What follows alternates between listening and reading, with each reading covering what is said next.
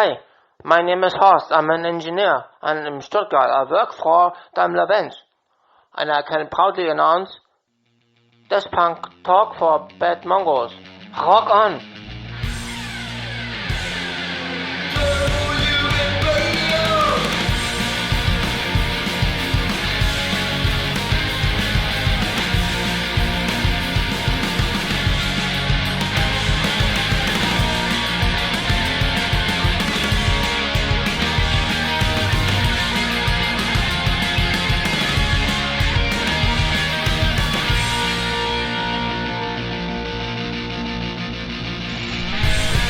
Hello everybody and welcome to Turbojugend Radio episode number 3, brought to you by Tschebesta from Turbojugend Söngerknaben Wien in the beautiful city of Vienna in Austria. So what are we going to hear this time? Let me get you guys up to date.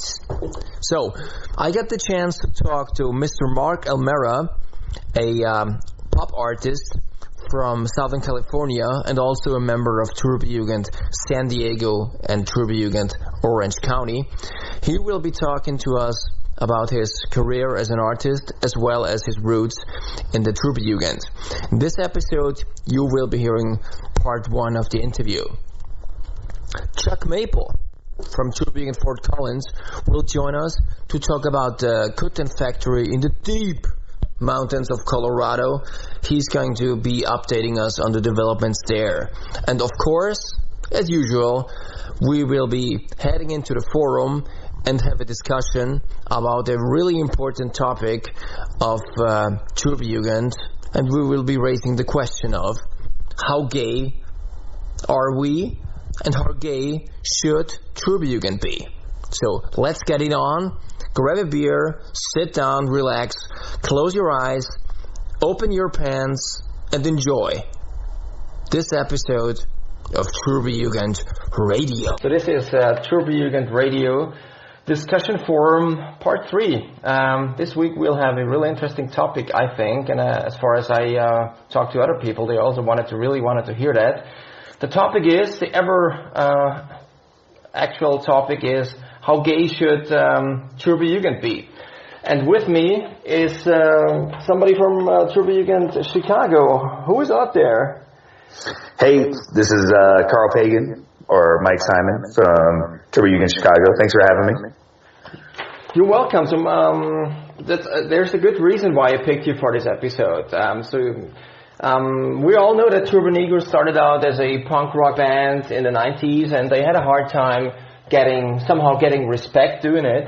And as Happy Tom tells, what they did is they put out some jeans jackets and put on some makeup just to confuse some people and to get them sort of out of balance and to get their respect in the Norwegian death metal scene. And obviously it worked. I mean, they brought out their first albums, and they had all the denim thing going, they had the makeup thing going, they had the German Shepherd thing going, and they had the beards going. So Turbo Negro profiled itself as a gay punk band, and it worked. And then as the Jugend started with also in the 90s, it became some sort of a habit or a gimmick that Turbojugend is using just to why actually is that?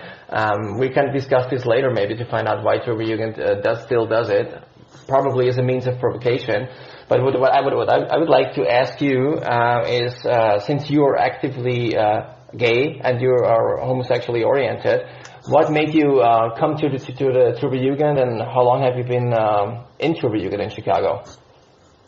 I officially signed up a little over a year ago, but I'd been listening to Turbo Negro, past 10 years, I guess.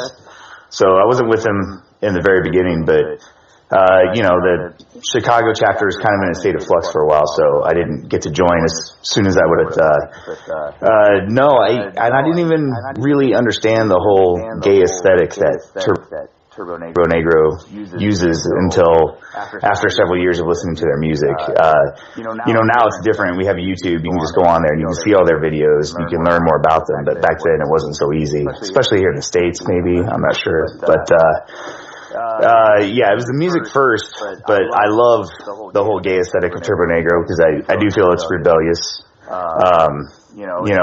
Punk rock is, it used to be you could just have a mohawk and stick a safety pin through your nose, but, today that's not so shocking to people, and I think maybe the whole gay theme that Turbo Negro has is a great way of rebelling. I also like how they focus on the, when you think, when you talk about homosexual men, I think most people think of effeminate men, but there's actually a very masculine element within the gay community, and I like how Turbo Negro picked up on that.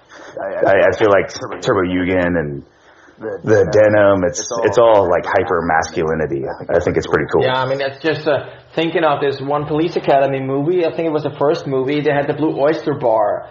And, and if you remember that, and they have a certain style of homosexual is actually like going there and doing the tango with the two other policemen. So this is more like the leather cap, beard wearing orientation of gays. How would you say, if you look at the gay community, what parts are really, or what different orientations, or do you have a certain way of grouping them within the gay community? There's the gay community loves their subgenres, and there's plenty of them. There's the leather community, and they even have their own gay flag. It's like blue and white with a black eagle, and they're really into leather and bondage and S&M. Then you got the bear community, which is more like bigger guys with beards and hairy, and it's pretty fascinating. Just how we like to classify ourselves within this community. It's pretty funny. Okay, so Turbo Negro picked basically the with the denim, the beard, they go towards the leather and SM way. Would you say? Yeah, I would say so, but maybe not too closely. The first impression I got whenever I started learning about all the denim and the sailor hats and the scarves, they're mimicking Tom of Finland, a famous pencil artist from Finland who maybe never will be taken as seriously as he should because he deals in gay erotica. But if you go and you look at his stuff, it's all sailors, sailor hats, tight jeans, huge packages, and whenever when I'd get online and first started looking up pictures of Turbo Negro, and I saw this, I thought it was genius because not only are they looking at like a serious artist and kind of picking up on what he's doing, but it's they're not just it's not like New York Dolls where they're just dressing up like women or cross-dressers or anything like that. It looked like some actual thought went into it, and I was pretty impressed with that. Okay, so you got really appealed by but what are you saying? You were appealed by the music first?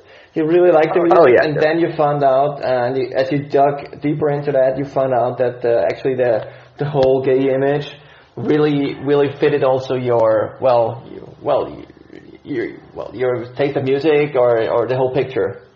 Definitely. I wear jeans every day, but I'm not like a big denim guy. Yeah. But after joining Turbo Yugen and putting on the jacket for the first time, I had to rethink that. I was like, maybe I should wear more denim because I feel really fucking sexy right now. But I don't know. The best way I can describe it, I guess, is there's this Al Pacino movie called Cruisin', where he's an undercover cop. He's got to infiltrate this real seedy side of the gay scene where there's just underground sex parties and all that. And it's real 70s, real gritty, and that's whenever I started looking up pictures of these guys and seeing them online, I was like, holy shit, they look like they're actually living out this movie. It's a really disturbing movie. You should check it out sometime. It's crazy. Mm-hmm. Well, maybe we can post a link on the Turbo Jugend Radio section on Facebook for you guys who are listening to us on Facebook. What I'm also interested in, I would like to ask you is, I mean, you being a gay person joining Turbo Jugend, and seeing all the Turbo Jugend acting, putting lipstick on, putting obviously denim on, maybe making out and grabbing ass. How do you feel about that? I mean, this is your personal sexual orientation, and people are obviously, as you said, using it as a way of provocation, or not only provocation, but more or less a fun thing. How do you think about that? I find it all pretty amusing. It started out as just you're like, oh, okay, they look really gay. But then whenever I joined Turbo Jugend and I started going to the parties and everything, like you say, there's a lot of ass grabbing and guys making out with each other, and they're straight and everything. But here it is, they're doing it. I find it funny. I try not to make out with people, or grab a lot of ass, because for two reasons. I don't want people to think, well, he actually is gay. Maybe this actually means something, and he's not just playing around like the rest of us. I would like to avoid that. Yeah. But also, I kind of have a hipster mentality about it. Like, I was gay before it was cool, so I'm not going to participate in this. Yeah, I get it. So what you're trying to say is that you don't want to get like the feeling across that you're just exploiting the Turbo Jugend as some people who are doing it for fun, and you're using it. Obviously, that makes total sense. Yeah. Yeah, exactly. I don't want anybody to think like, well, he doesn't belong here. He's just here for the free makeout sessions. Exactly. But this is a really important point. But have you ever talked to people? I mean, are you very open within the Turbo Jugend about with you being a gay, or is it just like a thing you would just say if somebody asks you? Yeah. I mean, I don't know. I think when I came to the chapter. From day one, when I first met the guys, they're all great. I love my chapter brothers. I'm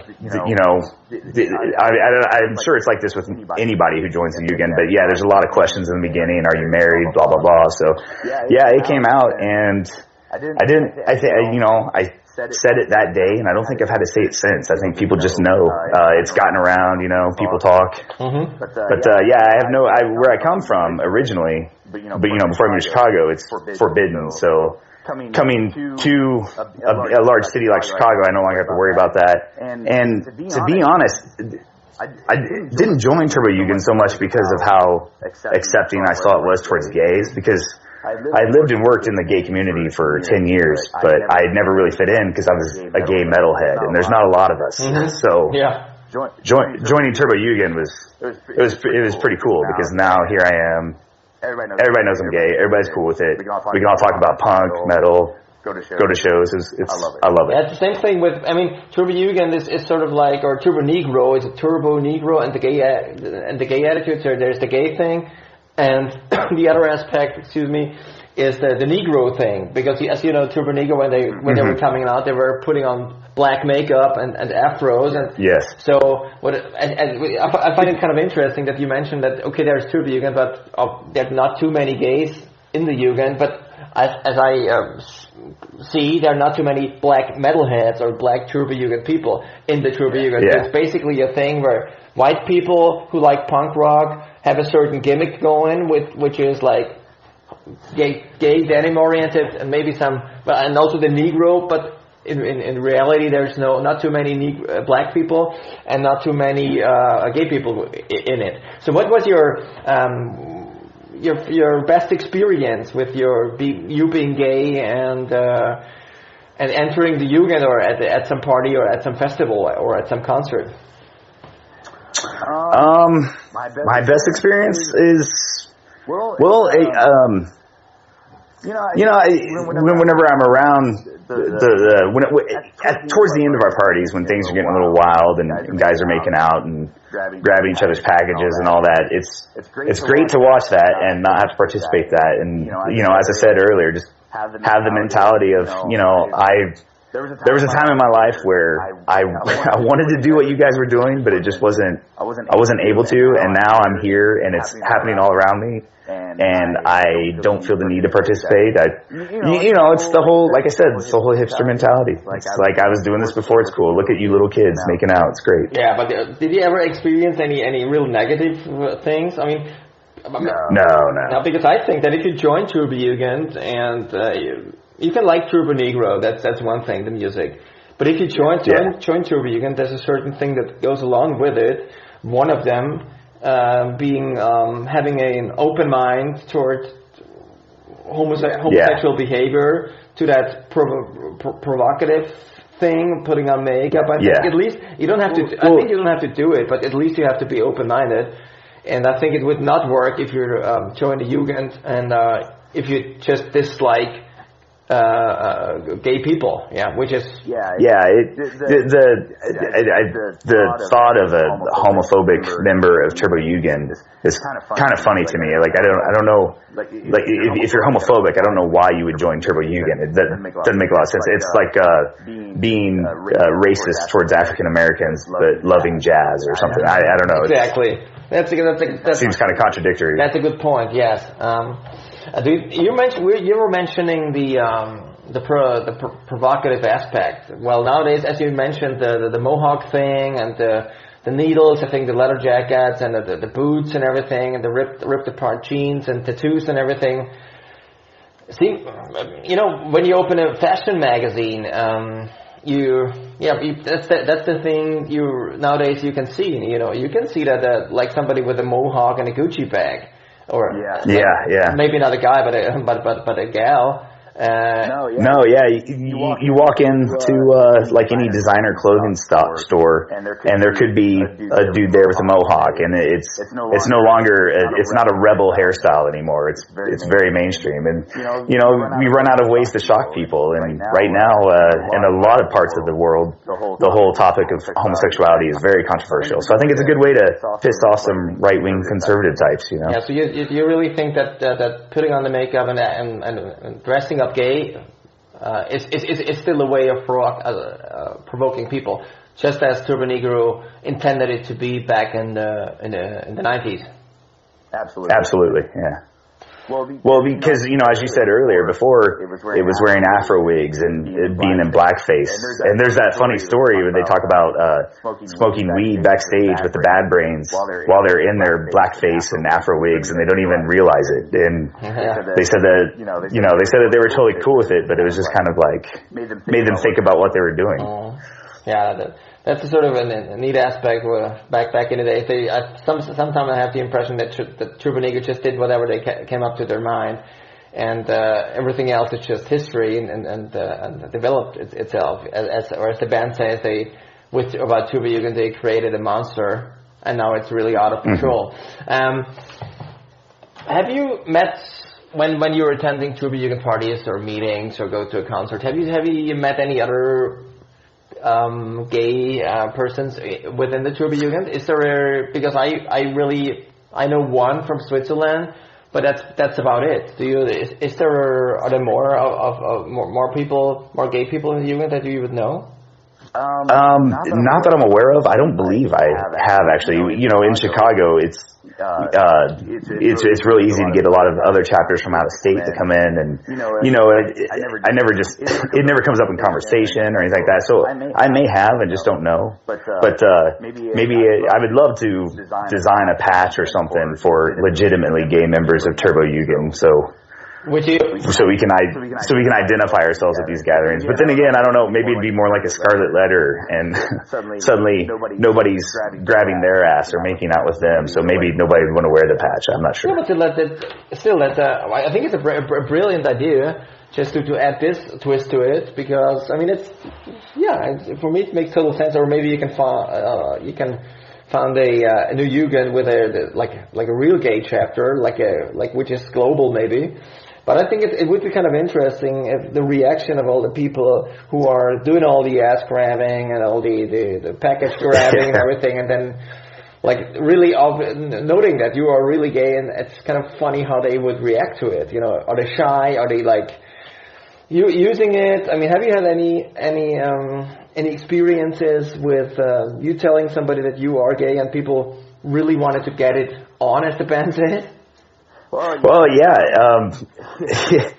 There's no one from within my chapter, but there's several Chicago area chapters, and there's a couple of people. Well, a couple of people in particular that I remember the first conversation having with them about me being gay was like, "Do you think I'm hot? Do you want to make out with me?" And it. I don't know. It's kind of a novelty after a while, but yeah, I'm like, no, I don't think you're hot, and no, I will not make out with you. Like that's a privilege you must earn, type thing. So he was trying to get to use take advantage of the situation. Yeah. Yeah, like he wants. I mean, I don't know what it is. I mean, he's a straight guy, but he wants a gay perspective on how he looks and how he kisses, and that's not why I'm at this party right now. I'm not gonna give you hairstyling tips or tell you the proper way to make out with another dude or anything like that. So yeah. So do you think it's do you think actually that there's is there a number of Jugendliche in the Jugends that have some sort of homosexual tendencies? Would you go that far that you really noted that there all this that making out, and which is like the Tuberjugend, officially the Tuberjugend thing, but in reality it's a sort of like a hidden thing, or in need for certain people to do, or what they really always wanted to try out? Well, we have the Kinsey scale, which teaches us that human sexuality is more of a spectrum than a black and white alignment. So, yeah, I think maybe there's most of us have like hetero or homo tendencies, but we never act on them because they're not that strong. And so I think when you get a bunch of guys like that together and we're all drinking, stuff like that will come out. But you raise an interesting point. Will there be people joining Tuberjugend to act on these urges that they have that they can't express in their day-to-day life? And if you want to take that even further, it's like how long is it before people start joining specifically for that reason, and not so much because they like Turbo Negro or they like death punk music or anything like that. It's more of a release for them.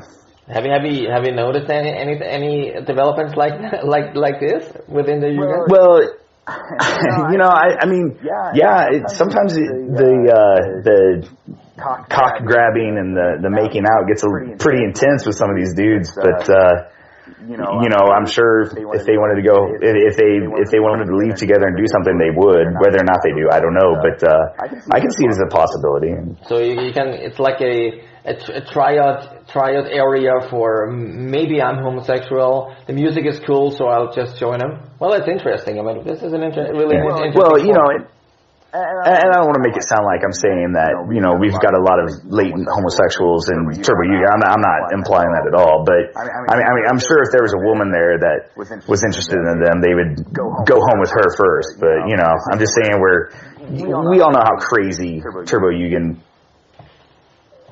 parties can get, and so I don't think it should come as a shock to anybody if two dudes end up waking up in the same bed the next morning. Exactly, yeah. Last thing, when I was joining Tuberjugend back in the early 2000s, and they still had the Scandinavian Leather record was out, so they still had the gay thing going, and then then they released some other newer albums with the Party Animals and Retalks, and for some reason I got the impression that Turbo Negro was fading away from the whole gay thing to maybe become more mainstream. Mm-hmm. But with the last two albums and looking at the band right now, I can see a strong devotion to denim again. Is that a image you also see? Yeah. I think you're right. I think they kind of swung away from the whole gay thing for a little bit, but now it's coming back. But I think the addition of Tony, I think it's kind of, and I don't want, this isn't a Tony versus Hank thing, but I think Tony adds a lot more masculinity to Turbo Negro. I mean, he looks more masculine, he sounds more masculine. Not that Hank looked or sounded feminine, but you know what I mean. Tony's a big bear of a man, and I think they're really trying to play that up, and it just fits in naturally with the whole that macho gay aesthetic that they love so much. Yeah, so there's still some hope that, or not hope, but we're pretty sure that the gay thing will constantly be a part of the Turbojugend thing. I mean, me personally, yes, I do put on makeup and I try to look nice at concerts, and as far as I can tell, people, males and females, especially the ladies, they sort of dig it, they like it, they think that this twisted thing is something that at least appeals to them for whatever reason.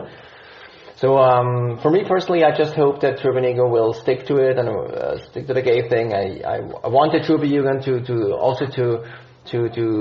use the gay thing, still dress up in denim and put on the makeup and but also I want them to be really open towards regular non-Turbojugend gay people. But as I said, I don't think there's a way you can join the Turbojugend if you're homophobic. This is just no way, and I sort of don't think, and I don't fear that from happening. But as far as I go, I really hope that the whole gay thing and the whole denim thing continues to stay a trademark of Turbonegro and Turbojugend, and for the years to come. So, Carl, I thank you for talking to me about. Thanks for having me.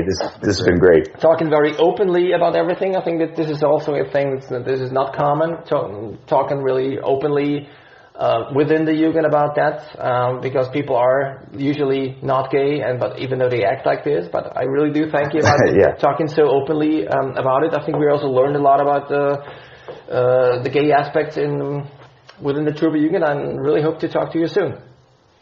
Like I said, thanks for having me. I look forward to being back on the show. All right. See you. Take it easy. All right. Lipstick or no lipstick? I guess it's up to you guys to decide if you want to look awesome and pretty and get all the Sailor Man, or if you want to look average and boring and continuing to having to touch yourself on your regular basis. You decide. Okay, next topic will be an interview with Chuck Maple, who's going to talk to us from Fort Collins in the deep forests of Colorado about the Kuttenfactory. Turbojugend update. Here we go. We're talking to Fort Collins these days, the dark forest of Colorado, that is, right into Chuck Maple's Kuttenfactory. So, Chuck, how are you these days? I'm doing well. How about you? Not too bad, actually. In the cold summer of Cologne. No, well, not looking too good these days. And as I understand, you are doing the Kutte production these days, and you took over from Hamburg. How's the factory going? Are you busy?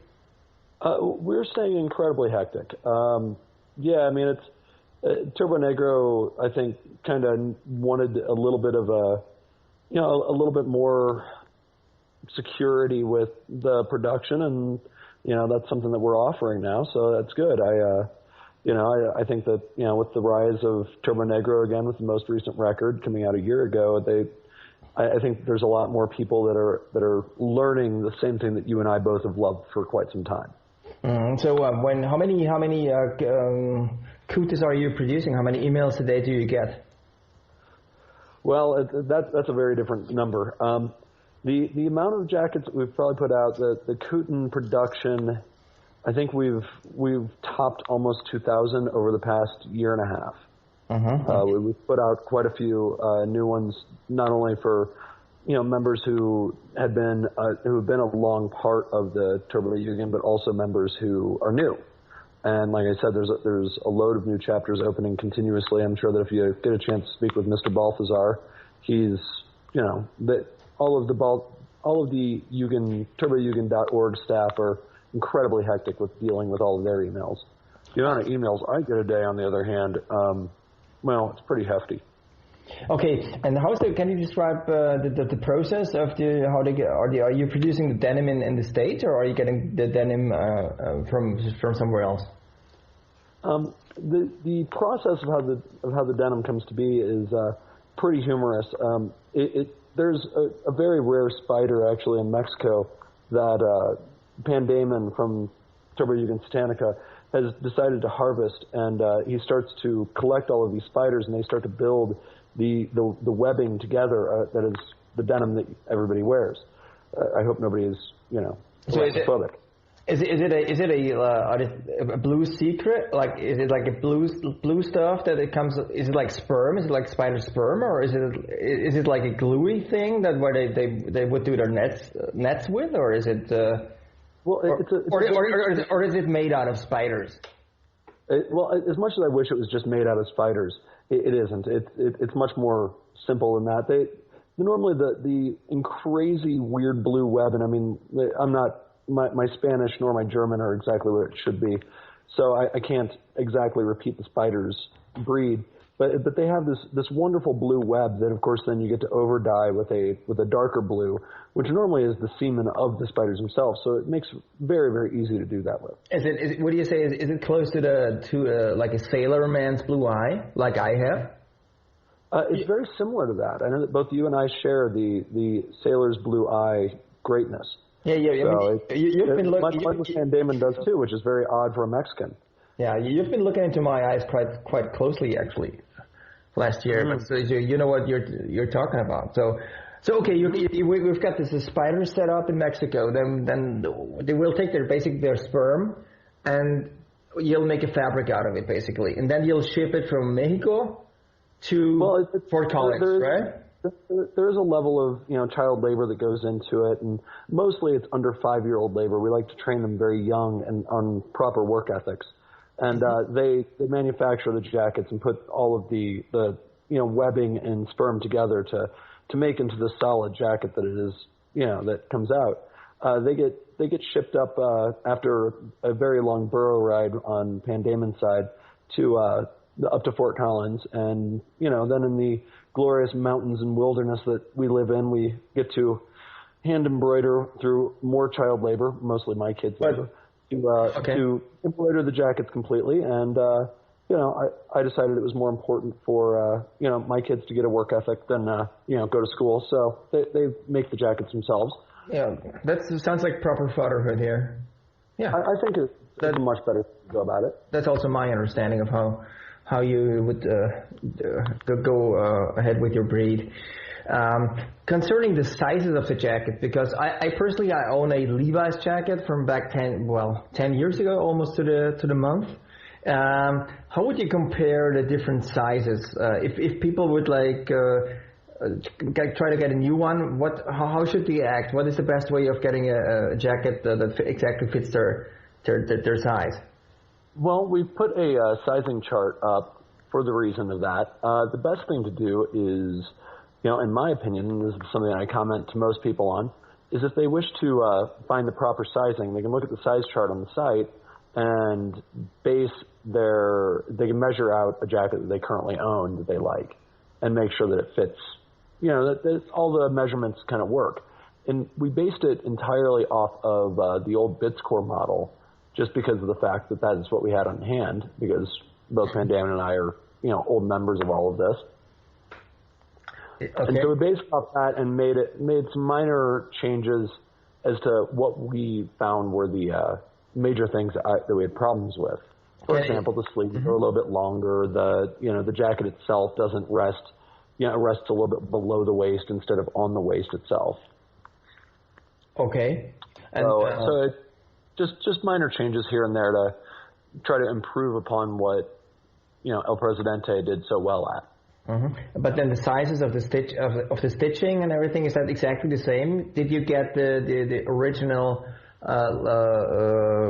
prints or pattern from Hamburg, or did you have to redo the whole thing by yourself? We had to do it completely from scratch. Mm-hmm. The reason why is because overall we didn't have with all of my conversations with El Presidente in Hamburg, the biggest problem is that we couldn't.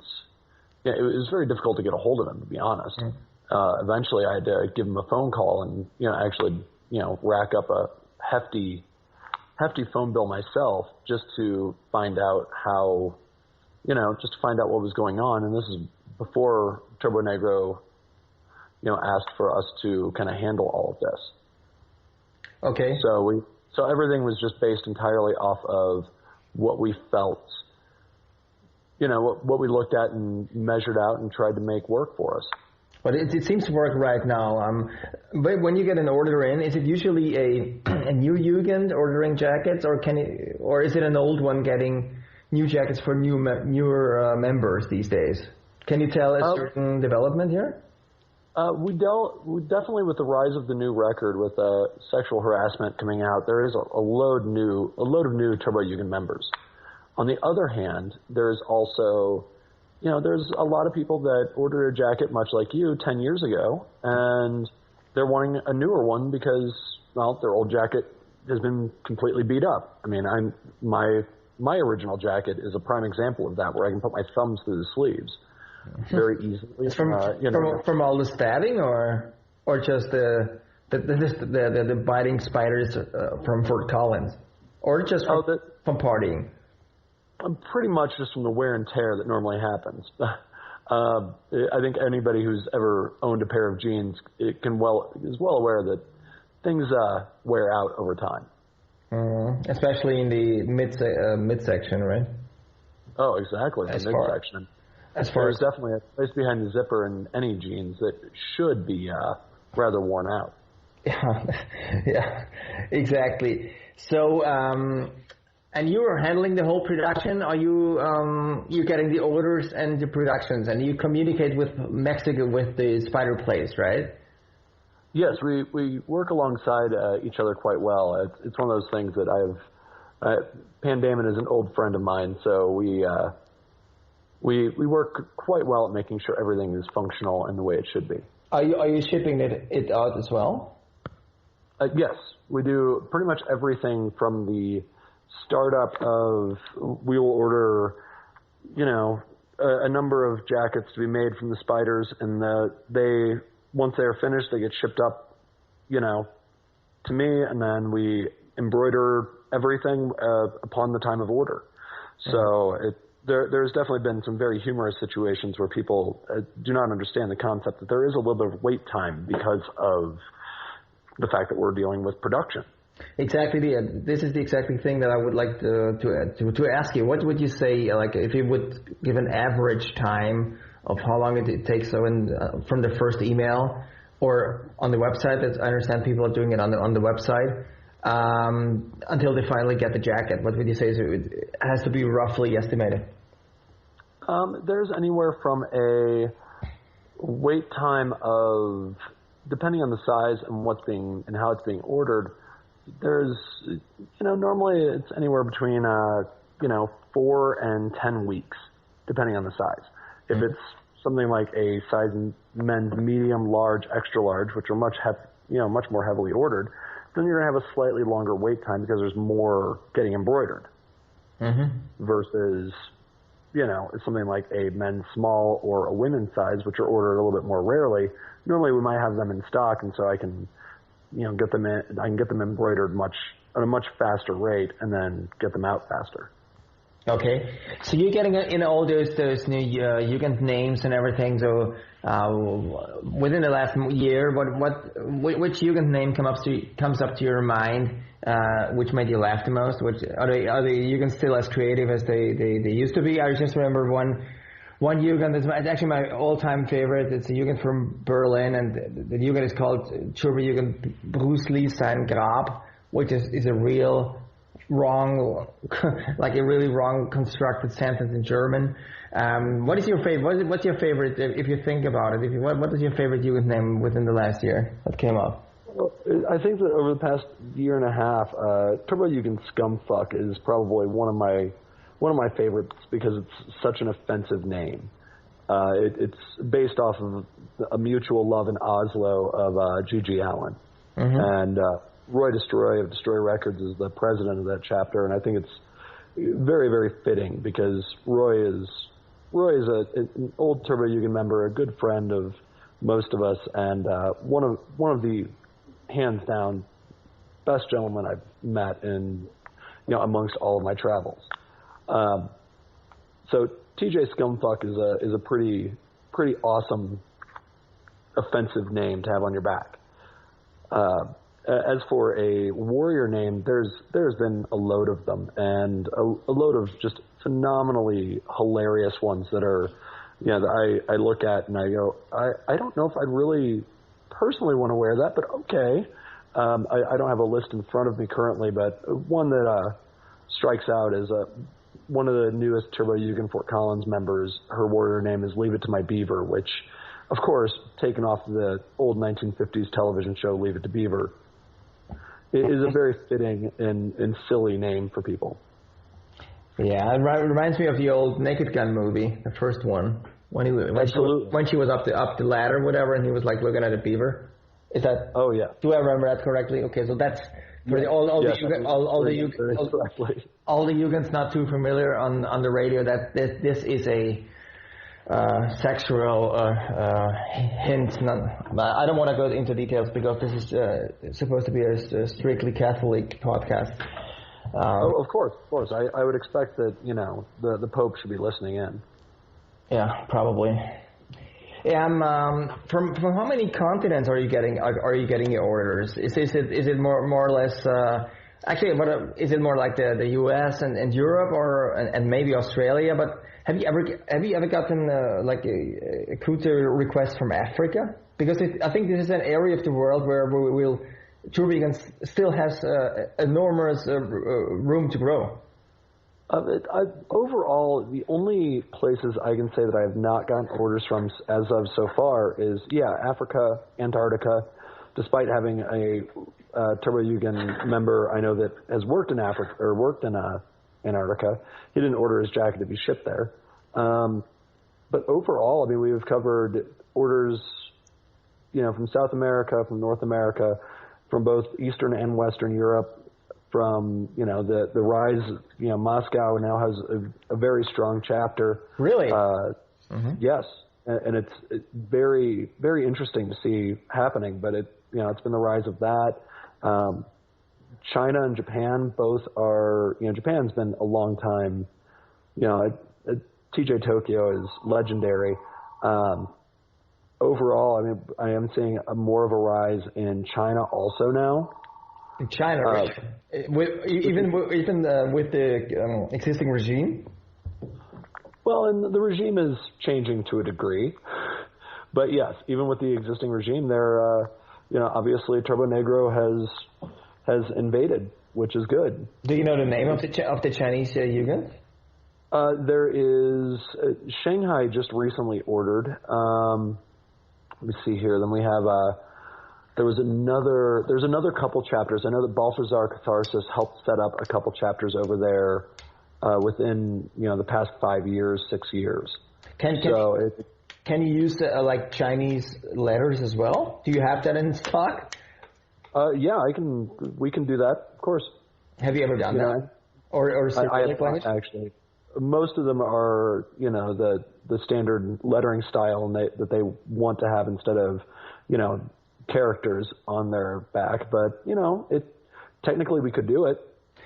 Are you actually allowed, or do you, if somebody would like a white Kute or a black Kute, or wants to have his names and everything like Turbo Yugen on the shoulder in red, would you do that, or is it a poly, or are you having a policy where you just want everything to be like clean and strict, like a good old German army? Well, I believe that sticking to a standard is very, very good. Where no matter what, the Turbo Negro logo should be should be the same across the board. The jackets should all look similar when they come out, across the board. We can do some fine changes, and I've done some changes for some specific people who have wanted their warrior name in a different color, and that's easy enough to do. Okay. I've yet to implement that across the board for anybody, but when somebody specially requests it, it's pretty easy to wrangle. Mm-hmm. I see. Let's say if the band like Turbo Negro, I heard that Happy Tom's Kute was stolen in Switzerland last year, if I remember, or if I got that right. Would the Happy Tom and the band would also come up to you and say, get me a new Kutte, like a tuber you can follow Kutte for Happy Tom maybe? We actually, I handed because both Tony and Happy Tom's Kuttes were stolen at the same event, and Tony being the only London member in the chapter because of what happened with the London chapter, but also London being a very old chapter, I actually, at the Denver show last month, handed them their Folo and London replacement jackets. Oh, okay. So very, very happy to get those out to them. Manboy is very happy to wear. He has joined a couple chapters. He's very happy to wear, his different jackets based on his mood. He is fickle, being young and all. Mm-hmm. And Runa is very happy to wear one of the original. When we started doing everything before we had the spiders in place, we set it up with just doing Levi's because it was the easiest option, and he still wears one of those on stage whenever he's not wearing his bib overalls that he enjoys wearing currently. Mm-hmm, mm-hmm. I heard that, but as I'm checking on the old Levi's trucker jackets, they don't seem to be in production anymore. It's a hard thing to get one. It is actually kind of difficult to get one, depending on the time of year that Levi is in production. It's kind of unfortunate that they bounce back and forth, and they also change their sizing really, really regularly. They'll make adjustments in something where I might wear a certain size one year. If I try on one the next year, it won't fit. So the changes that they go through are a very different situation. So what you were saying is also, if anybody wants a tubu, you can check it at Kutte. Just your place is the safest place to get the right sizes all the time, and Levi's is sort of like not providing that anymore. Well, Levi's is a fashion-based company, and therefore, since they're fashion-based, that's what they're working on. That's what they're working towards, is what is fashionable at that moment. Through, they've gotten rid of the classic approach to it, unfortunately.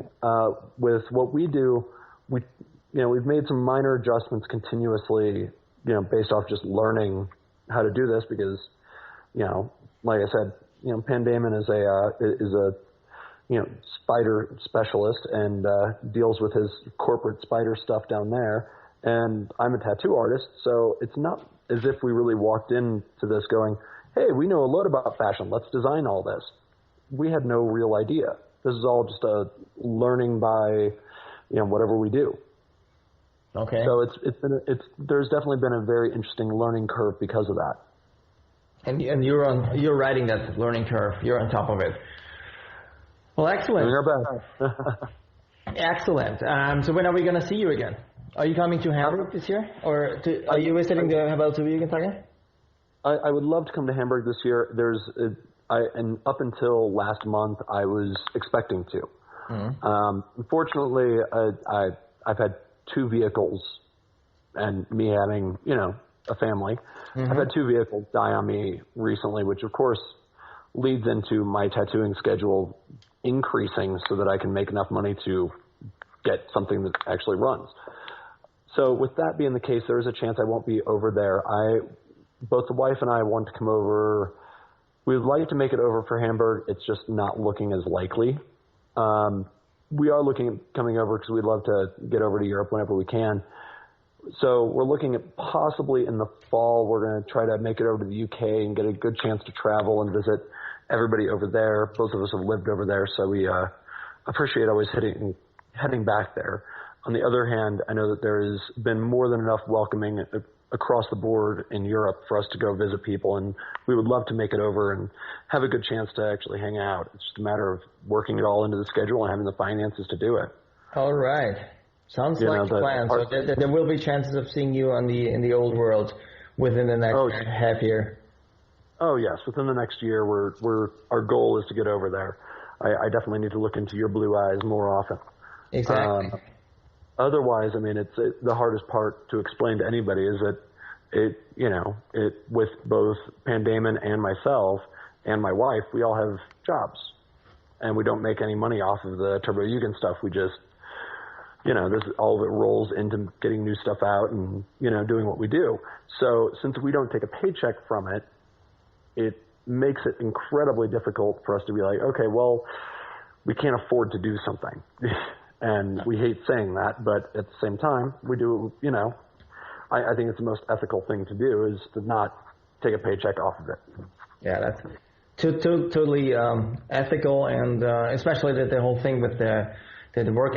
You teaching young kids what a proper work ethic looks like. To get them started for life, basically. That's what you're also saying, or that's what you were mentioning before. So you're all set of you're not only producing kutas, you're also developing young human beings over there in Mexico as well as in Fort Collins. So that's obviously a great thing to do. Chuck, I would like to thank you for talking to me and explaining the whole wild and wide world of the Turbojugend factory in the deep forests of Fort Collins. I thank you for talking to me, and I hope to see you around in Europe very, very soon. If not Hamburg, maybe in the fall in the UK or any other city in Europe. We would love to see you. I know that both Lee and myself are looking forward to getting a chance to hanging out with you personally whenever we get the chance, as soon as possible, preferably. All right. Yes, and thank you for taking your time out of your day to sit around and kind of BS with me. I appreciate it. Me too. My blue eyes are waiting for you, honey. Ooh. So that was that. Thank you, Chuck, for updating us about all we needed to know about blue semen. Next, we'll shift over to the beautiful state of Southern California, where I got the chance to talk to Mr. Marco Almera about his artwork for Turbojugend and his roots within the Turbojugend, which dates back to the early 90s. So, okay, I'm sitting in my denim-covered cave in the beautiful city of Cologne, Germany. Pretty dark cave, not too nice looking, but the only thing gracing my wall is a leather-covered, beautiful, Swedish-looking, middle-aged, I would say, an early MILF-age girl on a poster of Turbo Negro, and the name that signs the whole picture is Almera. And luckily enough, I have Marco Almera on the phone now. He's joining us from San Diego, California, and most of you people might not know him, but he's actually a pretty famous person in the Turbojugend. So, hello, Mark. Hey, how's it going? Not too bad. Maybe you can introduce yourself to the listeners. Who are you, and what brought you to Turbo Negro? My name is Marco Almera. I'm from Southern California, from Orange County. My artist name is Marco Almera. I've been doing rock posters and artwork for about 20 years. I used to do art shows in Europe, especially Germany, Hamburg, Altona, part of Hamburg, Berlin. And I met a really good friend of mine, Steve Ospar, who used to be the SWAT minister of Turbojugend St. Pauli back in, I think, 2002, 2001. Around that time, and he would always, when he was driving me around Hamburg to my art shows, he's always playing Turbo Negro in his car, and he couldn't believe I hadn't heard of them. Then I started seeing Turbojugend St. Pauli jacket. He always wear his Turbojugend St. Pauli jacket, and I brought him a U.S. military medal. For being a marksman, because he was a SWAT minister for Turbojugend St. Pauli, and we'd go shooting guns in Hamburg. Mm-hmm. And so I would give him American medals for his cut, but I didn't know the significance of the cut because I was just his friend. I had no idea about Turbojugend yet. So around 2002, we were in Hamburg, and he took me to St. Pauli, and he took me to Bitskor. And introduced me to Jürgen. So Bitskor being the Turbojugend merch shop back in the days when El Presidente Jürgen was still running it, right? Yeah. Mm-hmm. and he introduced me to El Presidente, and I think I gave him a couple of my art posters, and he gave me every LP, I think from Hot Cars, Spent Contraceptives, all the way to Scandinavian Leather. He gave me every single LP, bunch of posters, buttons, stickers. I didn't know the incredible history of Turbo Negro yet. Mm-hmm. But when I got all these LPs and I saw the artwork, and he explained me the history, and they explained me the far reachings of Turbojugend, I wanted to be a part of it. Okay, but maybe you can explain to people what sort of artwork were you trading in? Because we figured on Turbojugend's, I would suppose they know the range of records Turbo Negro did and what it's worth. But actually, what are you doing for work? What is your art that you were trading in for the records from El Presidente? I had some Dia de los Muertos artwork. I had Reverend Horton Heat posters, Super Suckers posters, Swinging Neck Breakers, a lot of California, well, not even California, a lot of American psychobilly bands, punk rock and roll bands, Electric Frankenstein, a lot of bands like this. I've been doing rock posters for throughout LA when they played these LA gigs. Okay. Or Orange County gigs, I'd make a poster. So I had Reverend Horton Heat. I'm sure I gave him a Super Suckers. And it was all my style. And it went hand in hand with Turbo Negro once I started to see their graphic history. And then I realized what a big deal Turbo Negro was. But it wasn't, in 2002, it really wasn't that big in the United States. So it was a brand new thing to me. And I've been working with Epitaph Records in LA for a long time. And all their new punk bands that would put out CDs, I'd get copies of. So I'd find out a lot of the new underground rock and underground metal, punk rock that was coming through. And I never heard of Turbo Negro. So after I got the albums and started listening to the music, and I started hearing about Turbojugend. This is like the beginning of 2003. At the same time, Scandinavian Leather was out, and the Jackass movie had All My Friends Are Dead in it, and the guys were wearing the teacups, and they were being crazy, and I'm not sure they were wearing cuts or anything, but they kind of captured that spirit of the rowdy, denim-clad, crazy punker in the Jackass movie. And when I went back to Germany in 2003, I finally saw the band. For the first time. So this was probably the Scandinavian Leather Tour back then? Yeah, it was summer of 2003. I had some more art shows in Hamburg and Berlin and Munich. And when they played in Berlin in the summer of 2003, it's probably June or July, I saw Turbo Negro for the first time.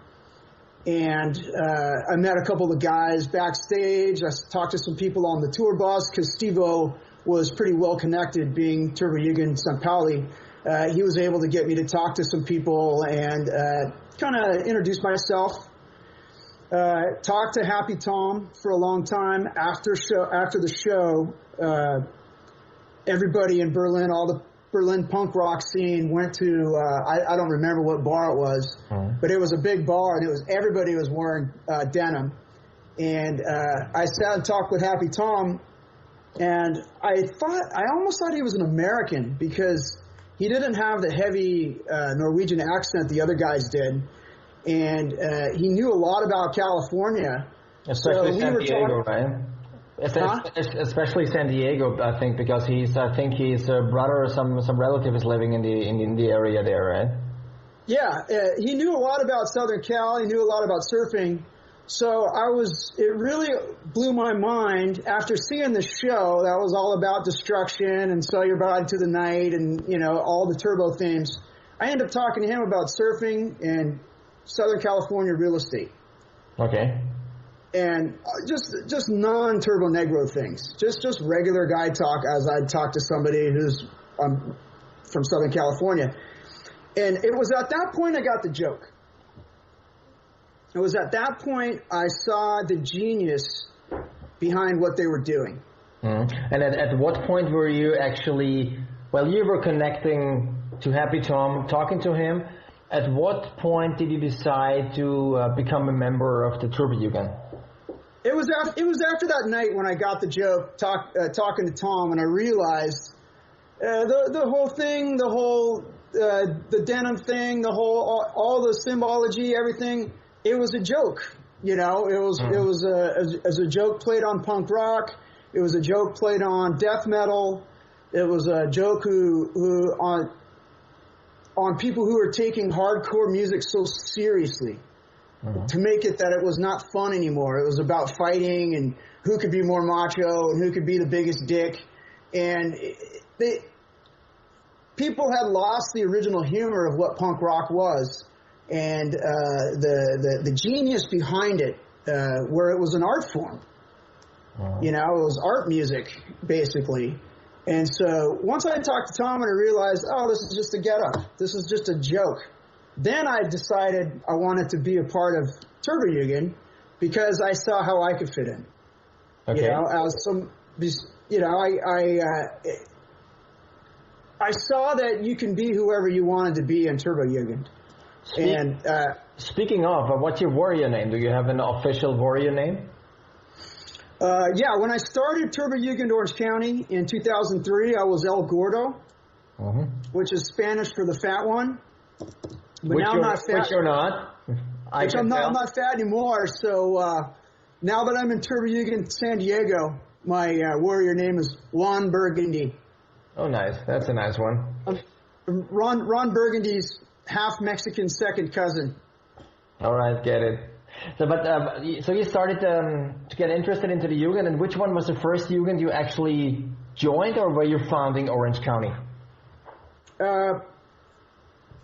After that Turbo tour in summer of '03, I talked to Steve-O and had him, and I asked him to ask Jürgen El Presidente if I could use the name Turbojugend Orange County if no one had taken it, and no one had. So they gave me permission to start Turbojugend Orange County. And back then, there wasn't Facebook, or there was none of the Facebook Jugend that I see these days.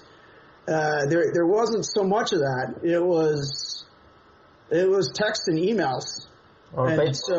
And there was I think there was this old Board to Death Punk discussion forum, right? Yeah. This was probably the only means of communication back then. Yeah, and what it did is it made the Jugens really tight who were close to each other. Like, the first thing I did is I became friends with Turbojugend LA. And Philip Flores started out in my Jugend. And then when we started to not be so active, he went to Turbojugend LA, and so he and Daria Darkness are like the founders of Turbojugend, or they're main players of old Turbojugend LA. And so we back in 2003, I just knew about 10 people. We'd go back and forth, and we'd set up these events. Come down to Orange County, we'll do some drinking at a German bar. We go up to LA and we go to one of their parties. We go to the Oktoberfest. It was hard to be connected internationally because there wasn't Facebook. But what it did is it brought us closer together because our connections were the olden way of meeting friends in person. Yeah, and on a local basis. More locally or more regionally, right? Yeah, more originally. And so that's how I started with Turbojugend, and we kind of did our own thing because back then I only answered to Turbojugend San Pauli if what I was doing okay, if I was doing something okay or not. In fact, man, I'm going to say this, and it's not going to make a lot of your listeners happy, but it's the truth. One of the things I found about Turbojugend was the freedom of it. Mm-hmm. And so I felt I could be anything I wanted to be, and as long as I got along with the other Turbojugend, and as long as everything was okay with Turbojugend St. Pauli, that everything is great. So we named Turbojugend Orange County the first Christian Turbojugend. Okay. And in order to be in our Jugend, you had to accept Jesus and reject Satan and vote for Arnold Schwarzenegger for governor. So we tried to make a joke of it, like we were this evil Republican wing of Turbojugend. Yeah. And everybody had to be Republican and had to vote Republican. And it was our little thing. It was like what we did. And we got a lot of heat for it because of that.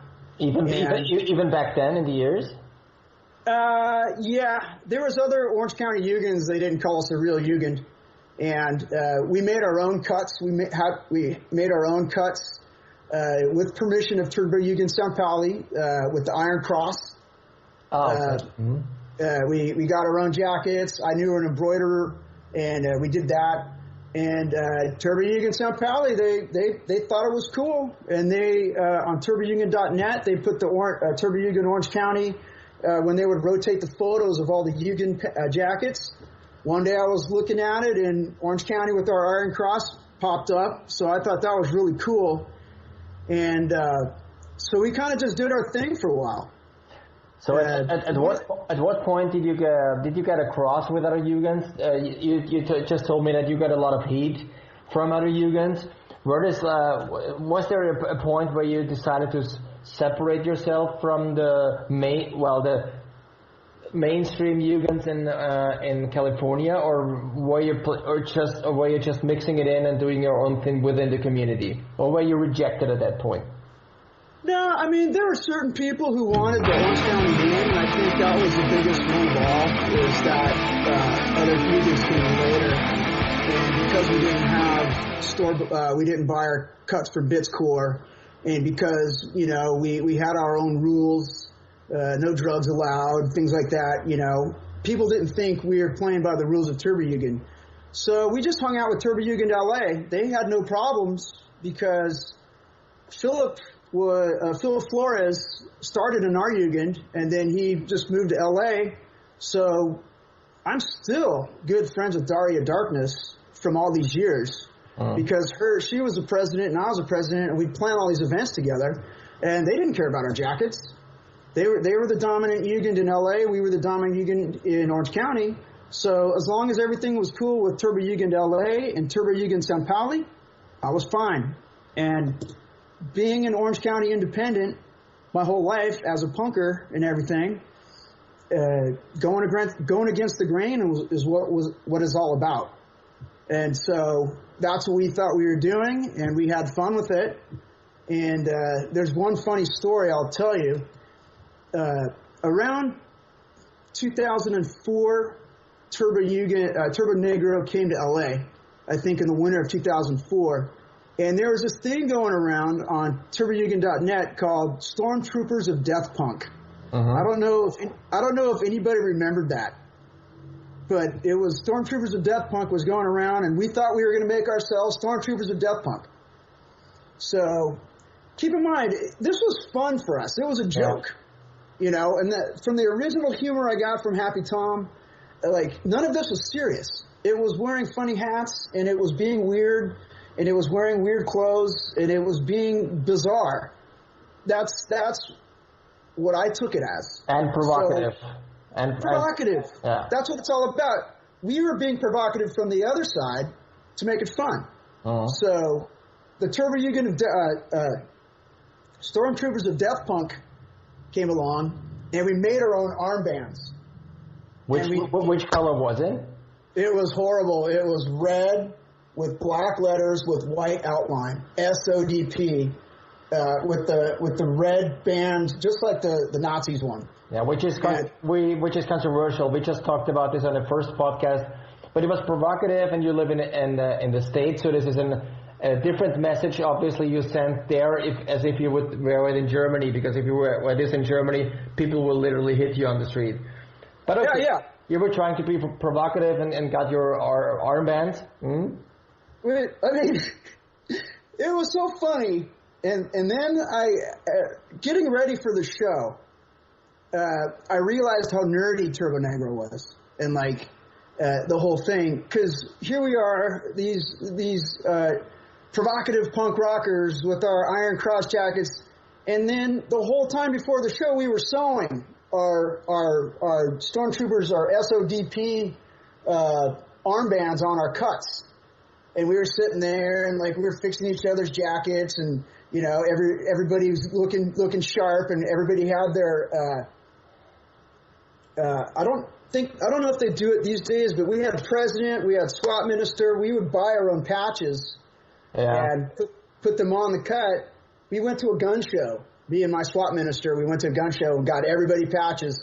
So we were sewing these patches on, and then we were sewing our armbands on and getting them all dialed in. We all got up to the show, and we just tore it up. It was like this great show in L.A., but afterwards I heard from Turbo Jugend St. Pauli that they don't want us to wear the armbands anymore. Yeah, because of the history reasons and relating to the Hitler thing, and some people who get it, like if you would take photos of him, some people will misunderstand it, and Turbo Jugend might be regarded as a Nazi club, which obviously we are not. But I think that would be the background why they gave you this reaction, right?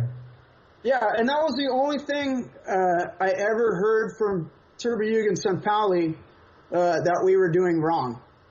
So everything else, they thought it was great. You know, they knew who I was. They knew my background. They knew I was an artist and provocative and an independent type-minded person. Always thought for myself, kind of thought separately from the rest of the pack, even as a punk rocker growing up. So they appreciated it. You know, I was trying to add a new angle to Turbo Jugend. And as long as we didn't do the armbands, we were fine. So that's how that went. So you stopped wearing the armband after that? Yeah, we didn't. We stopped. I was so happy that El Presidente had approved my poster art. The band had approved my poster art. They approved my Jugend. Turbo Jugend St. Pauli approved my Jugend, and people were coming to my house in Costa Mesa, and I was hosting people from Turbo Jugend St. Pauli at my house. I was so happy that these things were going on. I didn't want to upset them. I still called Turbo Jugend St. Pauli the high command, and their word is law for me. And this is just the old way I looked at Turbo Jugend, you know. And I'm sure things are different now, because now there is no El Presidente. Turbo Jugend St. Pauli has changed a bit. And the ambassadors are basically taking the role of 12 people worldwide. Are taking the role of Jürgen, or try to guide Turbo Jugend through the years, sort of. And I think it's cool. I mean, I understand things changed. I mean, we got a lot more Turbo Jugend than there used to be. But the thing I thought was funny before was how it ridiculed Hitler Jugend, and how it ridiculed Hitler, and everybody was a dictator. Like El Presidente was a dictator, and I was a president of my Jugend, and I was dictator for all of Orange County, and it was like this joke thing about like an emperor type thing, you know. And now it's like the Roman Republic. Now it's a republic, when before it was an empire. Yeah, I get it. And so now the ambassadors make it like a republic, which is cool. You know, again, Turbo Jugend should be what you want it to be, and whatever it takes to operate and have the thing go smoothly is fine with me. I get it. Yeah, so that's certainly the times change, and also Turbo Jugend changes as it gets bigger. So this was the first part of the interview I did with Marco Almera. If you want to check out his artwork, you can go online to marcoalmera.com. That's Marco with a C, and then TJR.com, his website. You can look at his graphics, and you can also get the chance to buy his artwork to make your living room, just as mine, look really awesome and pretty, and continue to improve your private life. We will conclude this show with a beautiful piece of music I found on the internet, on YouTube. It's a cover version of Drenched in Blood, performed by two female college students who are not only touching my heart and soul, but also, to be honest with you, my gender. Enjoy, even if it's for Peter.